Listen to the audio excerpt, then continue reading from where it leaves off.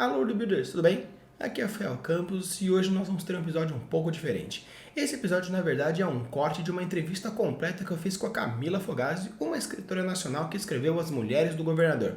Se você quer saber mais sobre a autora, mais sobre a obra, é só ir lá no meu Spotify, Craftando Mundos, e lá eu vou ter a entrevista completa juntamente com uma análise do livro que eu fiz sobre o worldbuilding e a construção no geral. Então, fiquem aí com a entrevista com a Camila.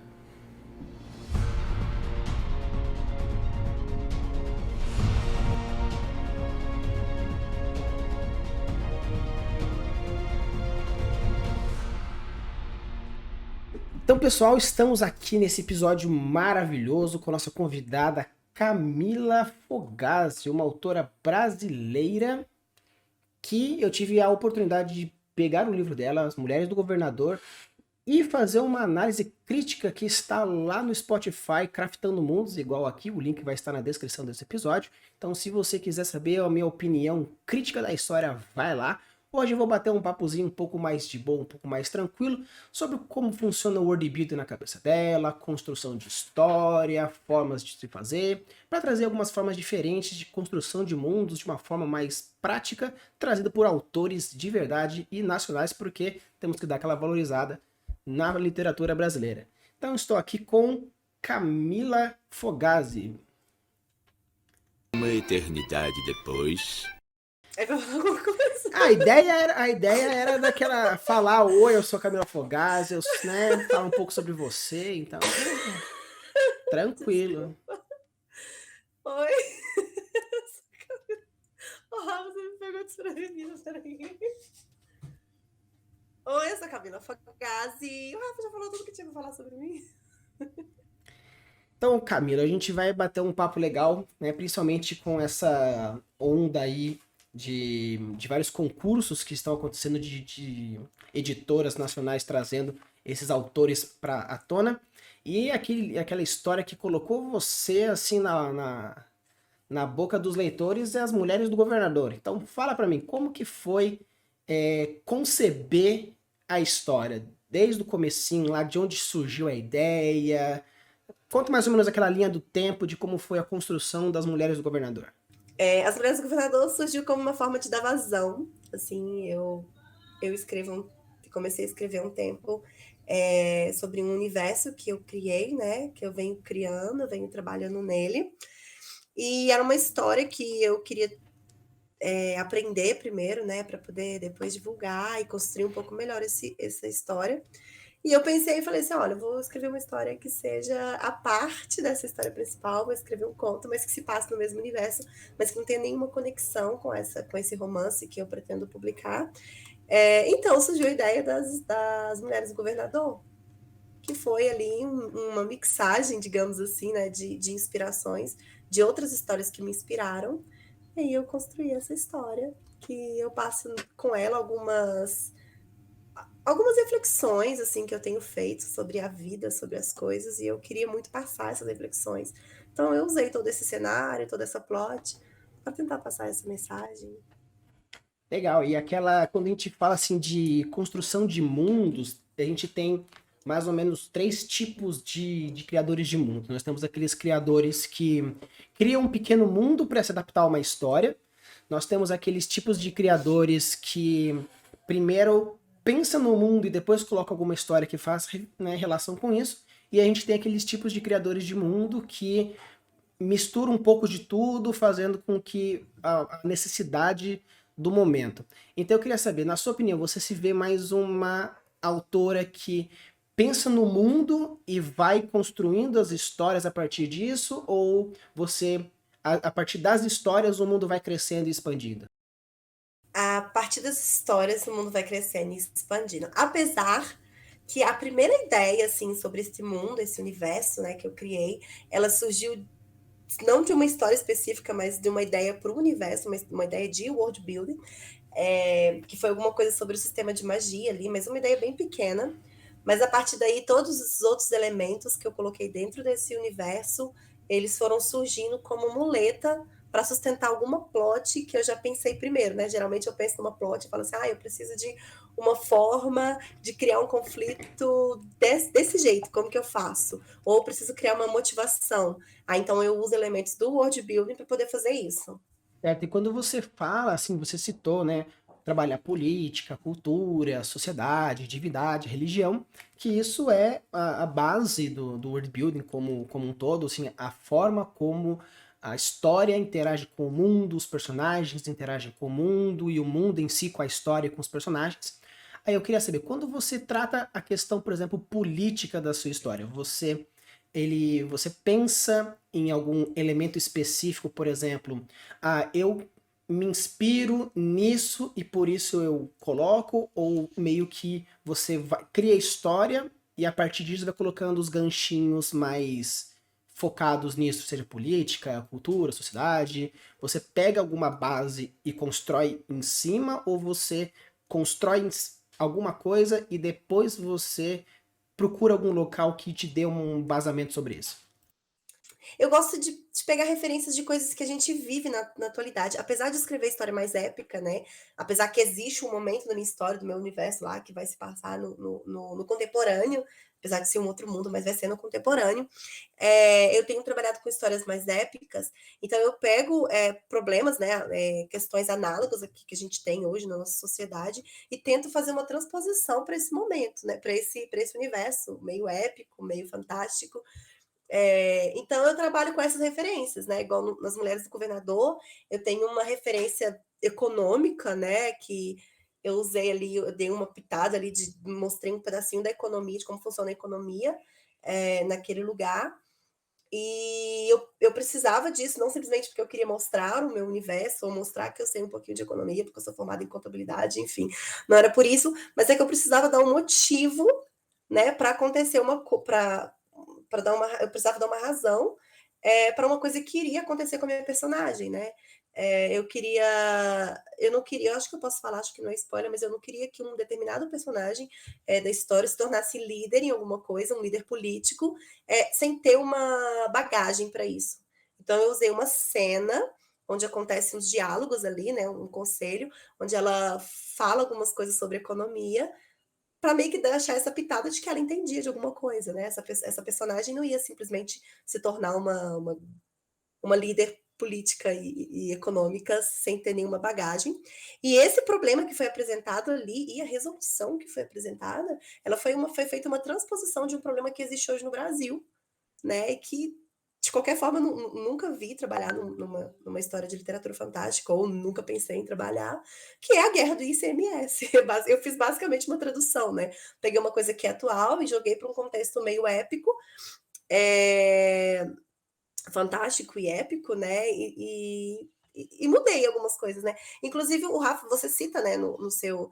Você citou lá no episódio do podcast da análise que eu uso até alguns termos, né? Eu misturo alguns termos mais voltado para o épico e medievo, talvez no medieval ali. E eu misturo alguns termos com os de hoje. Por exemplo, eu tenho províncias, né? Dentro desse universo, dentro desses reinos, a gente tem províncias, os governantes são governadores, e existem cidades menores dentro dessas províncias que são governadas por prefeitos, né? Então eu uso esses termos assim. Eu gosto de fazer essa mistura, né? Que é quase que uma transposição do que a gente tem hoje, do que a gente vê hoje, e jogando lá para o passado. E às vezes eu mudo os termos, às vezes eu uso os termos parecidos mesmo para fazer essa brincadeira, essa mistura aí mesmo. E pegando esse ponto, eu queria saber, quando a gente. Uma coisa que é bem complicada, principalmente em histórias de fantasia, fantásticas, quando foge do contemporâneo, mais ou menos, a gente tem uma problemática muito forte que é a suspensão da descrença, né? Quando a gente trabalha aquela questão, tipo, até que ponto o leitor aceita, né? Quando a gente, por exemplo, busca um livro, busca um filme, uma série, onde a gente tá afim de ver, não por uma indicação, ou porque alguém falou, alguma coisa assim, você já tá mais propício a, tipo, a ter essa questão do tipo, já sei que vai ser uma aventura medieval fantástica. Então eu já tenho um mindset onde eu já imagino possíveis situações e se por acaso aparece um robô gigante, vai me complicar porque eu não esperava isso, né? Então, a pergunta que eu iria fazer seria assim: como que você trabalha essa questão da suspensão? Quando você como essa contar a sua história?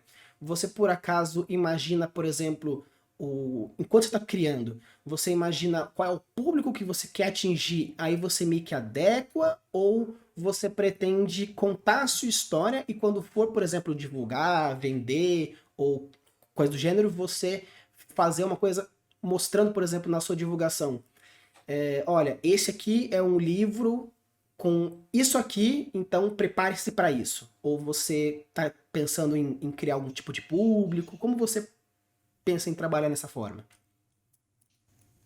Então, é uma boa pergunta, né? Assim, eu acho que o marketing, né, qualquer divulgação que a gente faz fora da obra, ele é muito importante, mas ao mesmo tempo a obra tem que funcionar sozinha, né? Porque alguém pode se deparar com a minha história por um acaso, sei lá, tá rodando na Amazon, apareceu lá, tá de graça hoje, a pessoa baixa para ler, ou sei lá por quê, baixa por engano, não sei. Eu acho que é importante que todas as informações, que esse livro, que essa história funcione por si só. Então, assim, eu gosto de colocar essas informações dentro da própria história.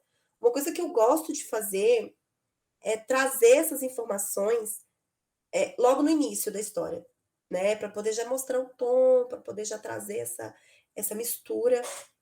Então, eu acho que talvez eu siga mais por esse caminho, mas acontece de esbarrar em alguns momentos, né? É, algumas suspensões de descrença, algumas mudanças, né? Igual esse momento lá que eu falo que, né, nessa cidade, nessa história meio épica, que, né, que o momento todo dá para ver que é um pouco épica, eu falo que o governante é um prefeito, né? Então, assim, eu tento colocar essas informações dentro da história e permeando ali, sem precisar de muitas explicações fora da plot para isso. É um desafio, eu acho que é um desafio muito grande, porque eu tenho uma dificuldade que eu tenho, inclusive, porque às vezes a gente tende a querer explicar demais, né? Ah, eu tô com medo de suspender a descrença, eu tô com medo dessa suspensão de descrença, né? De criar uma estranheza, né? Uma estranheza no leitor, e por causa disso eu vou tentar me explicar. E quando a gente vai explicar demais, a leitura pode ficar ali cansativa, pode ficar chata, pode fazer ele se perder na história, na plot. Então eu acho que é um desafio, mas eu tento ir por esse caminho, de explicar dentro da própria história, sem ter necessidade de um material de apoio. Mesmo que eu faça esse material de apoio, eu acho que a história tem que funcionar sem ele. A teoria de Genius Loci diz o seguinte, que a partir da essência de alguma coisa, você consegue descobrir o espírito do local. Por exemplo, se você pega o Harry Potter, ele tem uma essência de 3 bases. Primeiro, a magia existe. Segundo, criaturas existem. E terceiro, o mundo mágico ele é escondido.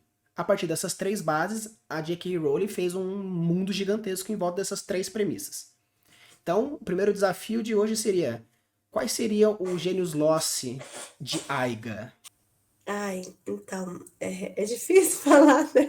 Como eu disse, o meu maior defeito lá é conceituar as coisas, né? Elencar as coisas, externar essas coisas, mas vamos tentar. Eu acho que uma das coisas que a gente até discutiu bastante, né, Rafa, é uma das coisas que está presente em tudo que eu escrevo, então eu acho que está muito forte em Águia, até porque é a base da construção do meu universo. É, é um conflito, assim, é uma ideia que eu trago sobre liberdade ou a falta dela, né? Na verdade, a ideia ali que tem a ver com, né, com o valor inerente que eu trabalho em todas as minhas histórias, até as histórias que não estão dentro de Aiga, como, por exemplo, a história do Amazo Futuro, né? É o conceito de que nós somos mais limitados, né, pelas opções do que realmente livre, né? Eu trabalho o conceito de que a gente não é realmente livre, 100%, ninguém é realmente, né? Ninguém é 100% livre. Então, eu trago ali esse conceito, até porque é a base do conflito que existe em Aiga, né? Porque esse universo de Aiga, né, nesse universo, ele é uma baixa fantasia, né? Onde existe o mundo real, que é o mundo que a gente conhece, e existe esse outro mundo criado. Então, esses dois mundos, eles coexistem, né? Que isso é meio que a definição de baixa fantasia. E a principal diferença entre os dois mundos é a existência ou a falta da liberdade. Enquanto no mundo comum, o mundo que a gente conhece, não existe magia, mas as pessoas têm o livre-arbítrio, né? As pessoas podem fazer o que ela quiser. Se a pessoa quiser, sei lá, é proibido matar, mas se a pessoa quiser matar, ela consegue, né? Não existe nada que impeça a pessoa fisicamente de fazer o que ela quer. Em Aiga, a gente não tem essa liberdade, né? Existem limitações mágicas, né? Que são impostas ali por causa da magia desse world builder, desse mundo. Então, essa limitação, as pessoas não são completamente livres, né? Elas são impedidas, mas elas não conseguem fazer. Não é que ela vai sofrer consequência, é que ela realmente não pode fazer. Então, existe esse contraste muito grande entre o que é realmente liberdade e o que não é, né? Se o livre-arbítrio ele realmente existe. Então, eu acho que isso é uma coisa, assim, muito presente nesse meu universo, né? Acho que pode ser um desses 3 elementos. Outro, eu acho que tem até a ver com isso também, que é como que essa magia de Aiga, ela é transmitida, né, para as pessoas que moram ali, que é através de gemas mágicas, né? Eu acho que é uma coisa assim, do jeito que ela é feita, é uma coisa única, né, desse universo, que é os regentes, que são as divindades de Aiga, eles transmitem alguns poderes, algumas habilidades através de gemas mágicas. Só que essas gemas, elas não são portadas, elas nascem incrustadas na pele das pessoas, né? Ela nasce incrustada mesmo na pele dos seus portadores. Não são todas as pessoas que têm, é uma coisa mais escassa, uma coisa mais limitada, mas as pessoas nascem desde sua infância com a pedra, uma pedra preciosa, uma gema, como se fosse realmente uma parte do corpo, né? Então eu acho que isso é uma coisa única dessa história, e que eu acho que se tirasse esse elemento de Aiga, talvez ele deixaria de ser Aiga, né? Tiraria ali a essência, talvez, da história.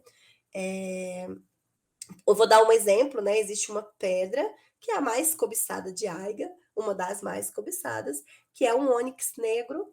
Ele dá ao seu portador algumas habilidades, né? Que faz dele um exímio guerreiro, um fucking guerreiro. Nem sei se pode falar fucking aqui, mas enfim. A pessoa tem ali a capacidade de apurar os sentidos, né? Então, ela apura a audição, ela consegue apurar o olfato, enfim, a sua visão. E tem também um outro exemplo, que é a pedra do guardião, né? Que é uma pedra amarela, o ambar, na verdade, e ele faz com que o seu portador consiga abrir portais dimensionais, né?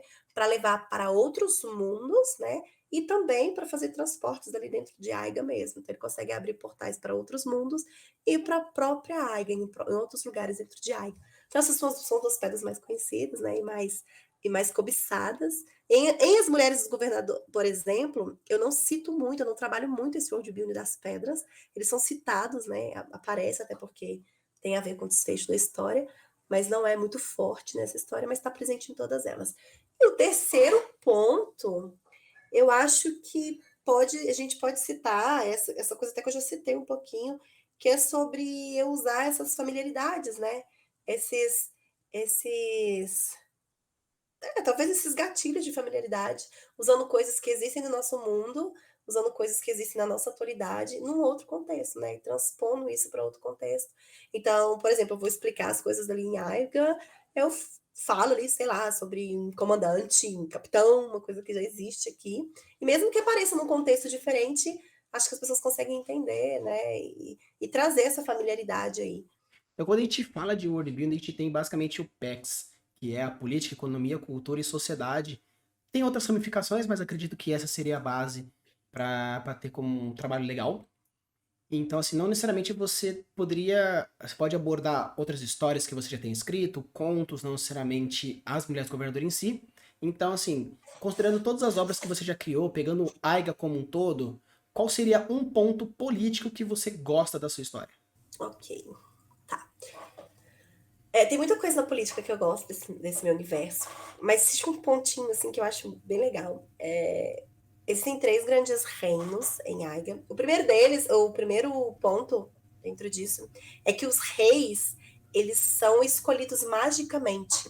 Né? Como eu já citei as pedras, né? Existe uma pedra que é a pedra do rei. Então, quando um rei morre, outro rei, ele é escolhido pelos regentes, que são essas divindades, e essa pedra aparece nessa pessoa. Só que não é qualquer pessoa. né? Geralmente existe uma tendência de que os reis, tanto que existe tendência de que os filhos dos reis se tornem os próximos reis, porque eles vêm aprendendo a ser rei desde criança. Então existe todo um estudo, né? Eles aprendem política, eles aprendem economia, eles aprendem um monte de coisa. Então eles são preparados, porque eu não gosto muito do conceito de que uma pessoa que estava no povão sabe ser rei, né? Ou também um cara que é filho do rei sabe ser rei só porque o pai era rei, né? Não só por isso, mas é porque existe um contexto. Então isso é uma das coisas que eu gosto, a forma como o rei é escolhido. Só que dentro desse universo, né, como eu falei, que existe essa limitação, essa arbitrariedade, os reis também são impedidos de fazer algumas coisas. Então, por exemplo, o desenvolvimento tecnológico da minha história, do meu universo, ele não se dá como, por exemplo, no mundo normal, no mundo comum, porque os reis, eles são impedidos, eles não conseguem fisicamente, magicamente, autorizar nada que agrida numa proporção muito grande o meio ambiente. Então, eles não têm um avanço tecnológico tão grande, porque isso destruiria o meio ambiente. Então, eles também têm as suas limitações, isso é uma das coisas que eu gosto demais. E uma das coisas que permeia isso aí, fica em volta dessa briga aí dos três reis, são três reis, né? É uma briga que existe, porque existem três reis. E um desses reinos é o mais poderoso em quesito mágica, né? É o reino que possui mais magia. E o outro reino é um reino que tem mais recursos.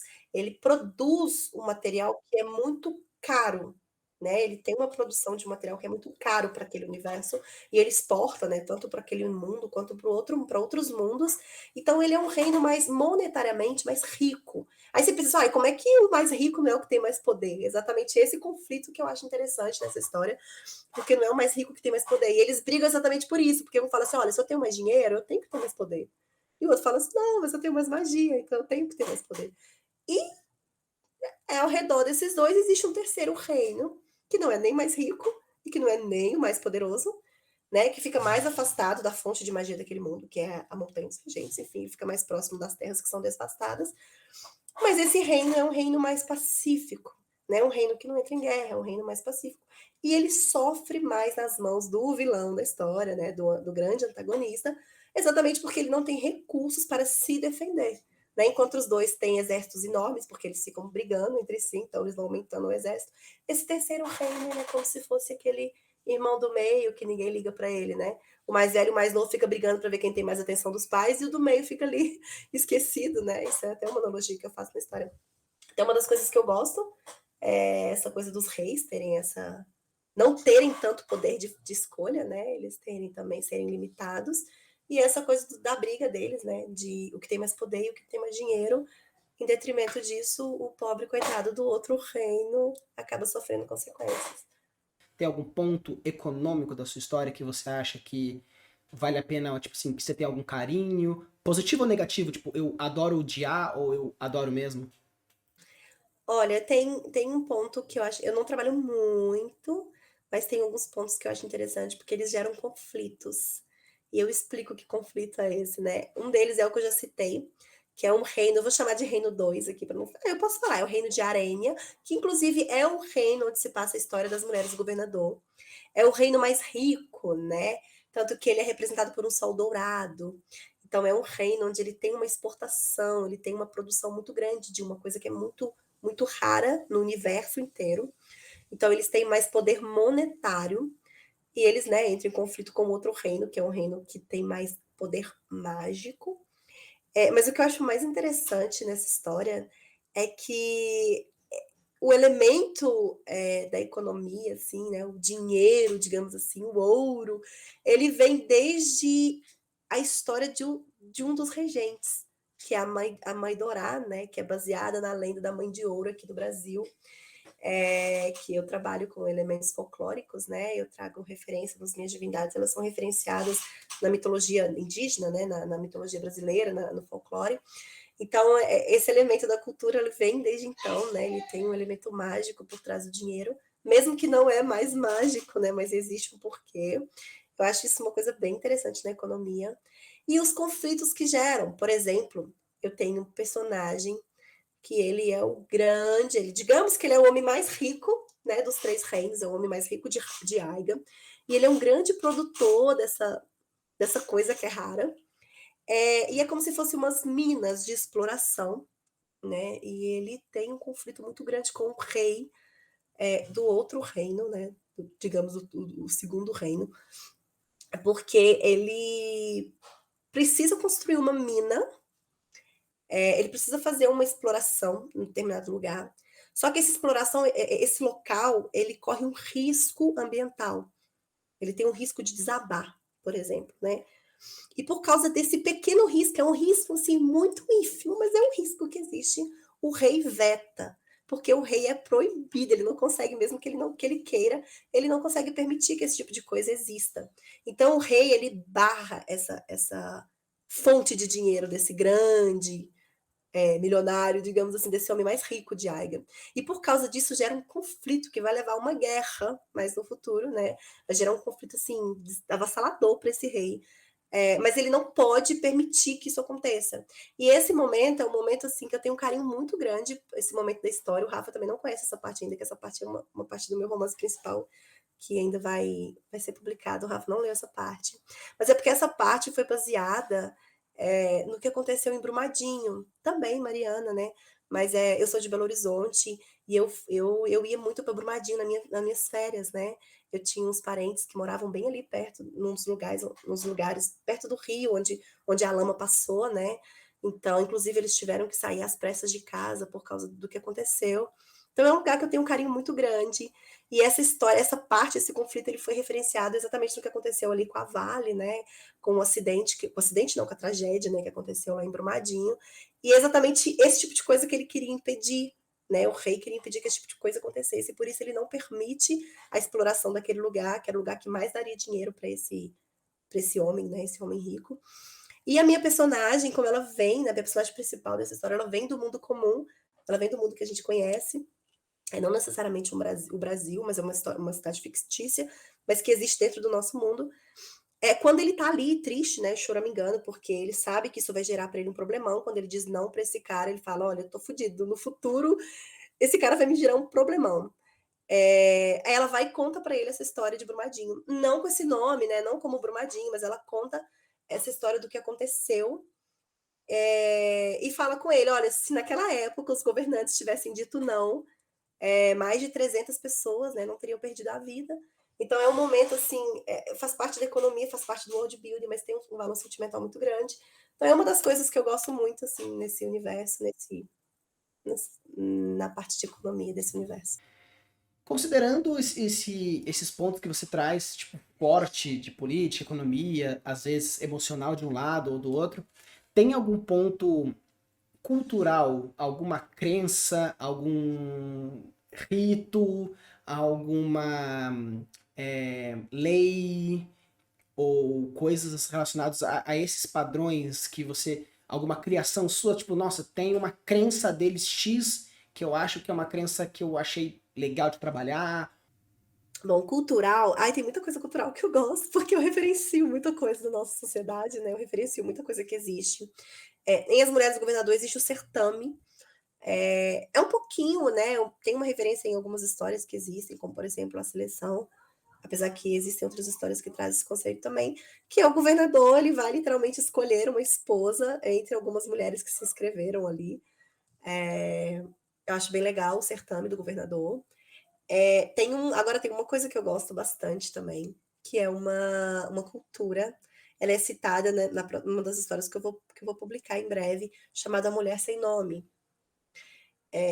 Existe um costume, né, uma cultura de que quando alguém morre, apenas os familiares podem chorar a morte dessa pessoa.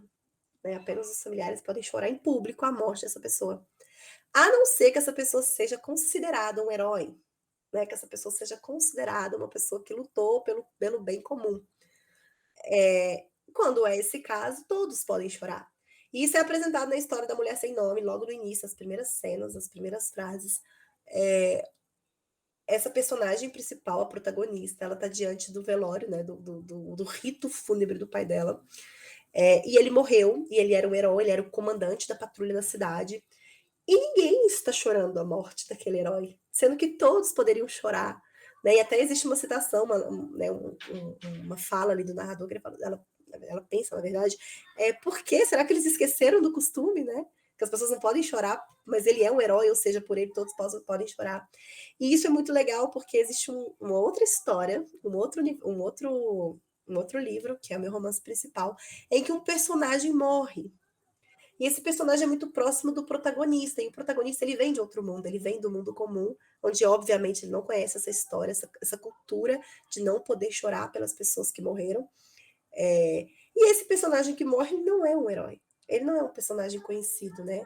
É um personagem que ninguém conhece, é um personagem que ajudou esse protagonista ali na sua jornada, na sua caminhada, mas é um personagem simples, né? Inclusive de classe social muito baixa, e esse personagem morre, e essa protagonista começa a chorar pela morte desse personagem na frente de todo mundo, na frente do exército, né?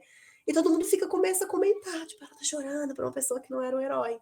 Então, por causa disso, o rei, ele acaba decretando que aquela pessoa que morreu, ele acaba transformando ela numa heroína, dá ela um título para que a morte dela possa ser chorada em público.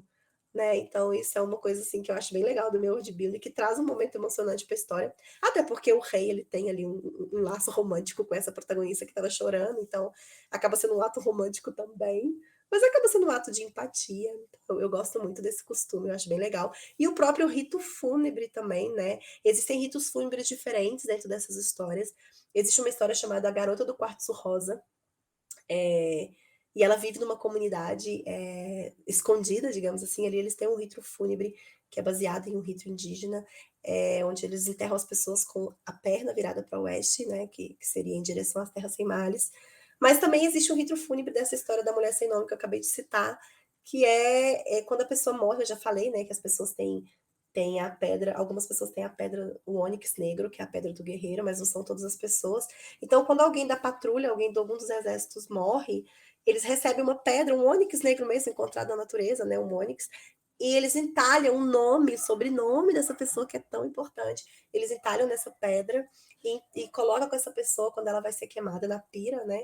E depois que a pira se apaga, né, e essa pedra sobrevive ali, linda, maravilhosa, essa pedra ela é entalhada num muro, né, que é chamado Muro da Honra. E essa história, isso é muito importante para a história da mulher sem nome, que é aquela história que eu falei da importância do nome e tal. Então, eu acho que é um ponto cultural que é muito legal também. Você pediu uma, eu falei três, né? Mas enfim, é porque eu amo as coisas que eu invento. Show. E pra gente terminar, o PEX seria a parte social. Teria algum ponto social que você acha que trabalha? Porque, considerando as mulheres do governador e a outras pequenas histórias que eu tive acesso, você trabalha bastante forte essa questão social. E teria algum ponto que. Algum ponto social, alguma circunstância social que fale, não, essa aqui é o que mais tem orgulho? Ai, tem. Na verdade, assim, eu trabalho muito discriminação, né? Nas minhas histórias eu trabalho muito discriminação. Não só discriminação com mulher, porque eu uso muitas protagonistas mulher, mas o ponto nem é o gênero, né? Não é nem o sexo, não é nem pelo fato de ser mulher. Mas existe discriminação para a pessoa ter ou não ter a gema do regente, ser ou não ser portador. Existe vários tipos de discriminação. Mas existe uma coisa, assim, dentro dessa sociedade que eu tenho um carinho muito grande, até porque eu já citei aqui antes, que ela foi inventada para poder dar vazão para uma história, né? Para poder ser o esqueleto de uma história. E é uma das coisas que eu mais gosto nesse universo, assim, somente no quesito social. Que é basicamente uma classe de pessoas, digamos assim, um grupo de pessoas que são chamados os Beavis. Como que surgiu isso, né? O que é isso? Essas pessoas são pessoas sem registro, literalmente sem uma identidade, sem uma cidadania, digamos assim, acho que seria uma cidadania. E essas pessoas são completamente discriminadas, é como se elas não existissem, elas são indigentes, elas não existem nos números do governo, sabe? Nos autos dos governos, elas não existem. E muitas das minhas histórias trabalham com esse tipo de pessoa, né? Então, eles são chamados BEAVs. Existem 3 tipos de BEAVs, que são as crianças, né? Quando a pessoa nasce, na verdade, você tem que fazer um registro, que é basicamente o que a gente faz hoje, né? Como eu falo que eu fico usando coisas do nosso dia a dia, é uma coisa burocrática. A criança nasce, você vai até o cartório, assina o documento e tira ali, né, a certidão de nascimento, o registro dessa pessoa. Só que lá em Aiga você precisa pagar por isso, e é muito caro. E, obviamente, existem muitas pessoas de classe social baixa, classe econômica muito baixa, que não têm condições de pagar. E a pessoa se torna uma indigente. Então, os pais têm ali até 7 anos para fazer esse registro. E enquanto não faz, essa criança é considerada uma BEAV, né? Uma pessoa que não existe nos autos do governo.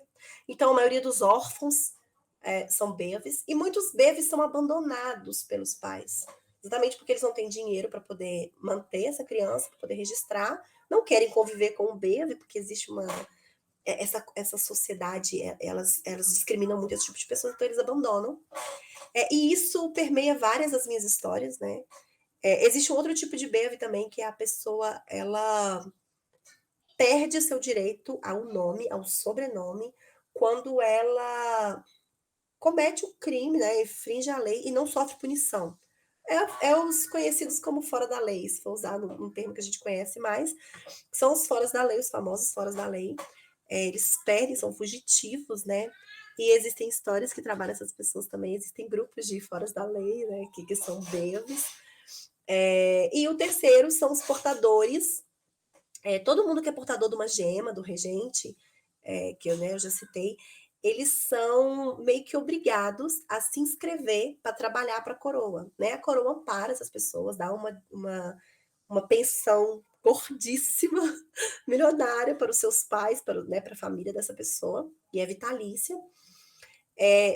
Só que as pessoas são obrigadas, né, a trabalhar para a coroa, então elas recebem um treinamento desde criança, elas recebem os melhores professores, os melhores treinamentos, as melhores coisas, e quando elas atingem a maioridade, elas cumprem esse treinamento, elas prestam um juramento ao rei, e esse juramento implica algumas coisas mágicas, né? Alguns impedimentos mágicos, como, por exemplo, desacatar uma ordem. Então, existem esses 3... E quando a pessoa quebra ela foge, né? Quando um portador, uma pessoa que tem uma pedra, uma gema, ele não se inscreve, né? Ele não se submete aos serviços da coroa, eles são considerados BEAVs também, eles acabam entrando ali junto com os foras da lei. Então, existem esses 3 tipos, e são coisas que eu trabalho muito nas minhas histórias, né? Existe uma história chamada A BEAV, inclusive, que é sobre isso. Existe uma história chamada As Rainhas dos Órfãos, que também pode ser a Rainha dos BEAVs, porque ela traz exatamente esse tipo de história. Então, eu acho que é o ponto social que eu mais gosto, que eu mais tenho orgulho, mais gosto de falar, que são os BEAVs. Então, pessoal, essa foi a Camila Fogazzi. Os links para o livro da Mulher do Governador vai estar na descrição do episódio. Os links das redes sociais também vão estar lá. Então, apareçam lá, vá lá no Instagram dela. Tem sempre posts muito engraçados, referenciados da própria história. Então, se você gostou do que você ouviu e quiser saber mais, siga a Camila, porque logo vai ter mais histórias para vocês e mais coisas. Isso aí, gente, olha, no mês que vem, em setembro, até o dia 15 de setembro, a gente vai publicar, eu e a Sasaki Sasami, nós estamos escrevendo uma história juntas, e a gente vai publicar essa história na primeira quinzena de setembro.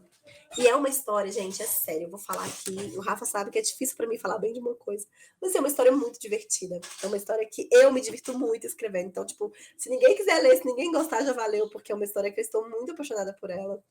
E essa história é uma mistura de gêneros, tá? Ela é uma comédia, ela tem comédia, muitos elementos de comédia, mas ela tem ela é também um romance, né?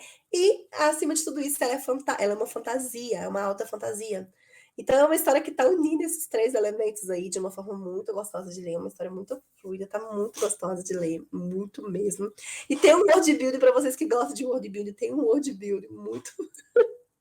muito trabalhado, vou usar essa palavra, muito trabalhado, é uma história bem legal, então acho que vale muito a pena você procurar essa história, e na primeira quinzena de setembro a gente vai publicar, chama Dania. Então, pessoal, se vocês gostaram desse vídeo, e você também é um escritor, é uma escritora, um world builder, mestre de RPG, que tem algum mundo, um mapa, um sistema, ou qualquer outra criação que você gostaria que eu fizesse uma análise e pode se transformar num vídeo e num episódio de podcast, mande para o e-mail que está aqui embaixo, craftandomundos@gmail.com, ou no World Builder para Todos, o Instagram meu, é só mandar um direct que a gente vai conversando, e fiquem mais, se você quiser, só mandar, e fiquem por aí. Valeu!